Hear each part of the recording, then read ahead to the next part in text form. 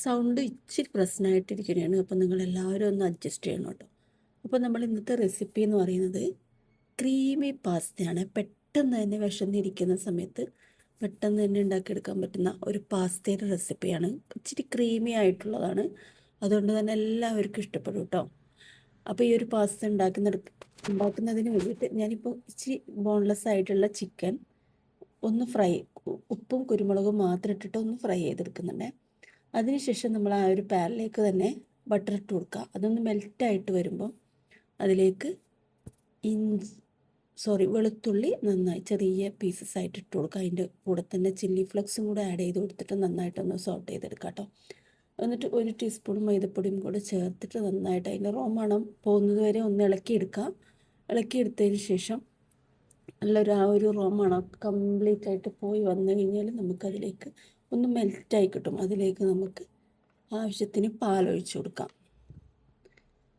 നന്നായിട്ട് പാലൊഴിച്ചിട്ട് അതിൻ്റെ കട്ടകളൊക്കെ ഉടഞ്ഞു വരുന്നത് വരെ ഒന്ന് വെയിറ്റ് ചെയ്യട്ടെ. ഒന്ന് കുറുകി വരൂലേ, നമ്മുടെ ആ ഒരു കുറുകി വരുന്ന ആ ടൈം വരെ നമുക്കൊന്ന് മീഡിയം ഫ്ലെയിമിൽ വെച്ചിട്ട് ഒന്ന് കട്ടകളൊക്കെ ഉടച്ചെടുത്തിട്ട് നന്നായിട്ടൊന്ന് ഇളക്കിയെടുക്കാം കേട്ടോ.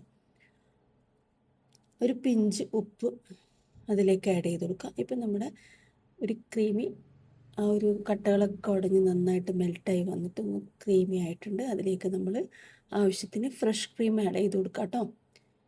ഫ്രഷ് ക്രീമും കൂടെ ആഡ് ചെയ്ത് കൊടുത്താൽ ഈ ഒരു നല്ലൊരു ടേസ്റ്റിലേക്ക് ഇത് വരത്തുള്ളൂ. ആവശ്യത്തിന് ഫ്രഷ് ക്രീം ആഡ് ചെയ്ത് കൊടുത്തിട്ട് നന്നായിട്ട് അതും കൂടെ ചേർത്തിട്ട് നന്നായിട്ടൊന്ന് ഇളക്കിയെടുക്കാം. ഇളക്കിയെടുത്തതിന് ശേഷം നമ്മൾ കുറച്ച് കുരുമുളക് പൊടി, എരിവിന് ആവശ്യമായിട്ടുള്ള കുരുമുളക് പൊടിയും കൂടി ചേർത്തിട്ട് ഒന്ന് ഇളക്കിയെടുക്കാം കേട്ടോ. എന്നിട്ട് നമ്മൾ വേവിച്ച് മാറ്റി വെച്ചിരിക്കുന്ന, അതായത് പാസ്ത വേവിച്ചിട്ട് ഉപ്പും ഇത്തിരി വെള്ളത്തിൽ ഇച്ചിരി ഉപ്പിട്ടിട്ട് തിളപ്പിച്ചിട്ട് നമ്മൾ പാസ്ത ഒരു 10 മിനിറ്റ് ഒന്ന് തിളപ്പിച്ചെടുത്തതാണ്. അത് വെള്ളമൊക്കെ പോയതിന് ശേഷം ഇതിലേക്ക് ഇട്ട് കൊടുക്കുക. അതിൻ്റെ കൂടെ തന്നെ നമ്മൾ ഫ്രൈ ചെയ്ത് വെച്ചിരിക്കുന്ന ചിക്കനും കൂടി ആഡ് ചെയ്ത് കൊടുക്കാം. എന്നിട്ട് നന്നായിട്ടൊന്ന് മിക്സ് ചെയ്യാം. ഫ്ലെയിം ഓഫ് ചെയ്തേക്കാം. എന്നിട്ട് വേറൊരു ബൗളിലേക്ക് മാറ്റാം. അപ്പോൾ എല്ലാവരും ഈ ഒരു പാസ്ത ഇങ്ങനെയൊന്നും ഉണ്ടാക്കി നോക്കിയിട്ടില്ലെങ്കിൽ തീർച്ചയായിട്ടും ഒന്ന് ഉണ്ടാക്കി നോക്കുക. പെട്ടെന്ന് തന്നെ ഉണ്ടാക്കിയെടുക്കാൻ പറ്റുന്ന റെസിപ്പിയാണ്.